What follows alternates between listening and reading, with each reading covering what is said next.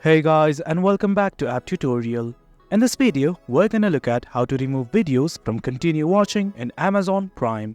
Now let's begin. Well, as you can see, I have already logged into my account. In case you have not, do log in right now. To remove the continue watching videos, what we have to do is simply go to Account and Settings. Follow me step by step. At the top right, you'll see your profile picture along with your name. Just hover over it, and something like this will open up. Well, right here is your account. Do note that you can change your profiles from right here and manage profiles as well. But right now, what we want to do is simply go to Account and Settings. Once you're in the Account and Settings page, well, you can see something like this. You can edit your details, you can look at the orders, players, restrictions and everything. But right now, let's only focus on this Watch History section. Once you're in the Watch History section, well, as you can see, these are my watch history.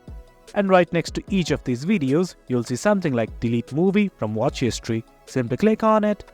And that's about it, guys. That's how you delete videos from your continue watching in Amazon Prime. It's quite easy. Well guys, that's the gist of it. Hope you guys found this video informative, and for more content like this, do remember to hit like, share and subscribe. Your support fuels us.